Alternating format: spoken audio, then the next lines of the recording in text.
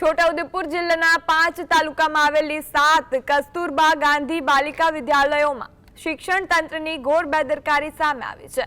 નવું શૈક્ષણિક સત્ર શરૂ થયાને 2 મહિનાથી વધુ સમય વીતી ગયો, તેમ છતાં 1500 જેટલી આદિવાસી વિદ્યાર્થીનીઓની હજુ સુધી સરકારી યોજના હેઠળ મળતા સ્કૂલ ડ્રેસ, શૂઝ કે અન્ય જરૂરી સામગ્રી આપવામાં આવી નથી।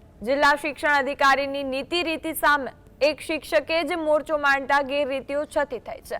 નિયમ મુજબ એડમિશન સમયે તમામ વિદ્યાર્થીઓ સુવિધાઓ મળતી હોય છે, પરંતુ ખરીદી પ્રક્રિયા બાકી રાખતા માસૂમ વિદ્યાર્થીનીઓ વંચિત રહી છે।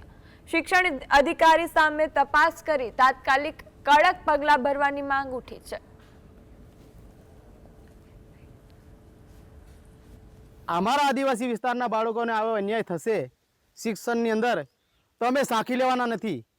ભૂતકાળમાં ઘણા બધા લાખો કરોડો રૂપિયાનો કૌભાંડ કર્યા, ભ્રષ્ટાચાર અત્યારે પણ ખુલ્લેઆમ છોટાઉદેપુર જ દેખાય છે આ લોકોને કે છોટાઉદેપુર વિસ્તારની અંદર અહીંના બાળકોને શિક્ષણ નબળું છે અને અહીંને શિક્ષણ એકદમ નીચું છે। એને કેમ નીચું રાખવા માટે કરોડો રૂપિયાનો બહારના અધિકારીઓ ભ્રષ્ટાચાર કરી રહ્યા છે, ખુલ્લેઆમ કરી રહ્યા છે, દેખાઈ રહ્યું છે। આજે પણ આ ચિત્ર દેખાય છે। છોટાઉદેપુર જિલ્લાના 5 તાલુકાની અંદર ગાંધી કસ્તુરબા વિદ્યાલય ચાલે છે। આપ તસવીરમાં જોઈ રહ્યા છો, આ જોજની ગાંધી કસ્તુરબા વિદ્યાલય છે। આવી છોટાઉદેપુર જિલ્લામાં 5 તાલુકામાં 7 જેટલી શાળાઓ ચાલે છે।